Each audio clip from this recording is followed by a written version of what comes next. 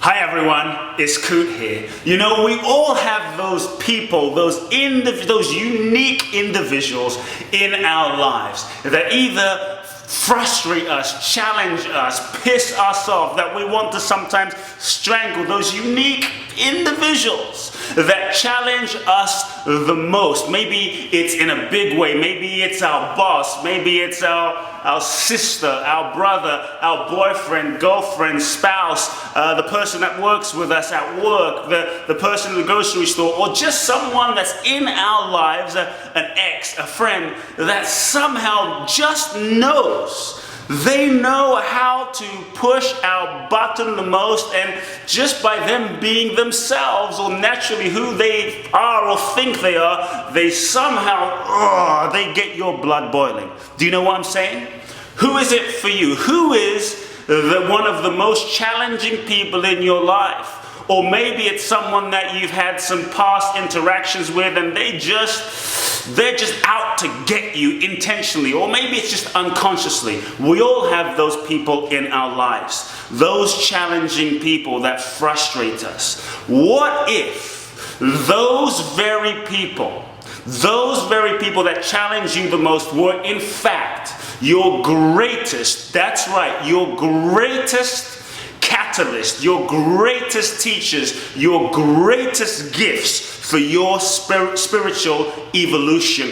What if you saw those very people as God in disguise, sent to you as a gift to cause you, to inspire you, to challenge you, to evolve your soul in the evolutionary process of life, becoming more of who you truly are in this lifetime? What if they were in fact angels in disguise, sent to you to challenge you and to invite you to love even more? What if they were the opportunity and the invitation for you to put your theories and your concepts and all the books you've read spiritually, to put everything you know from concept into living practice in your life? My proposal to you, my friends, is the people that challenge you the most give you the opportunity to love and put your love into action. Are you willing?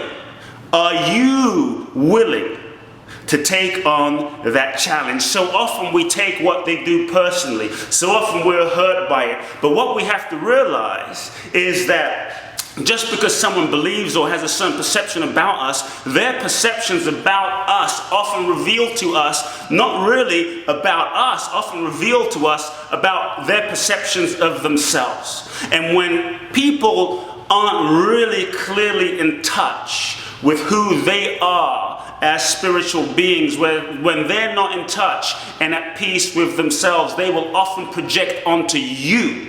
They will often project onto you what they perceive you to be based on their own conditioning and their own filters that has nothing to do with you. And does that make sense? And many times, as you dare to evolve and rise and reach for the light, as you dare to evolve and rise and reach for your greatness, give your gifts, and have an impact on the world, be authentically who you are, sometimes people will get pissed off, frustrated, afraid. They may even attack you. As you step out and dare to be seen in the world as an expression of light and force of good on this planet, giving your gifts at higher and higher levels.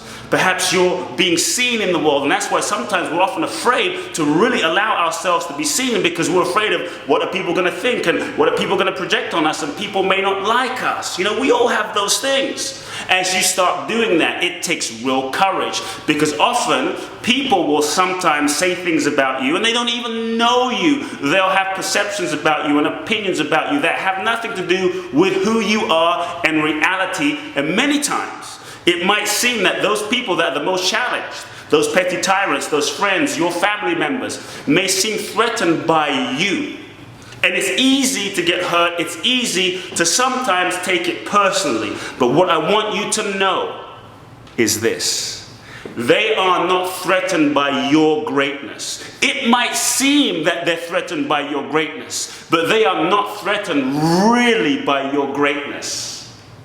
They're threatened by their own greatness that they see inside of you. as you dare to live your truth and step into your full potential of what it is to be yourself as a human being on this planet right now.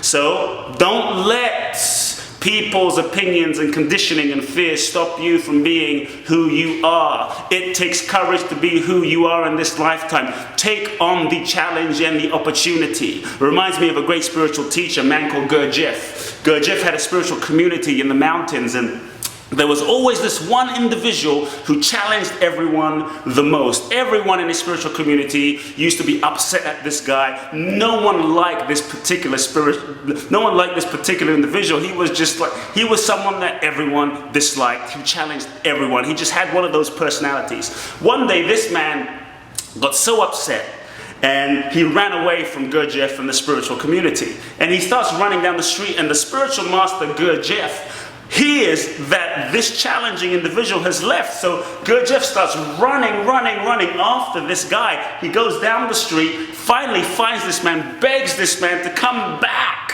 Everyone's so excited that he's gone, he begs him to come back. The man says, I'm not coming back. No one likes me. So finally he says, don't tell anyone, but I'm going to pay you a salary to come back to my spiritual community and just keep doing what you're doing, being who you're being. So the man says, well, that sounds like a pretty good deal. So he comes back, and everyone sees this challenging individual coming back to the spiritual community, and they're all upset and they're frustrated, and they finally find out that he's being paid to come back. So they go to the spiritual master Gurdjieff, and they say, Gurdjieff, we're upset. We're not getting paid, and you're paying this guy that no one likes. He challenges us, he frustrates us, he upsets us. He doesn't practice, the way you're saying and you're teaching. What's the deal? And you're paying him? And the spiritual master Gurdjieff, you want to know what he says? Gurdjieff looks at his disciples and he says, that man is your guru. Who else is going to cause you and challenge you to put everything I teach you into practice? He is your opportunity for compassion, for love, for awareness.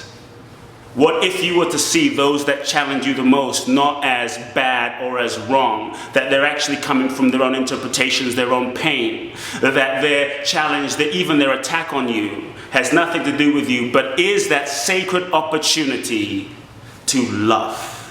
Is that sacred opportunity to live your love as a spiritual practice now and now and now and now and now? So my question is, my friends, will you dare to love? And as you return the anger that comes at you, the attack that comes at you, the misperceptions, as you return, rather than returning back with anger and hate, as you return back the energy of love, you may find that in that practice, in that yoga, in that bold daring and expression of love, something begins to alchemize and transform, and those that were previously, or those that thought they were your enemies or didn't like you, may begin to see in your response the possibility of who they truly are deep down, and you might find transformation and peace occurs. I love you.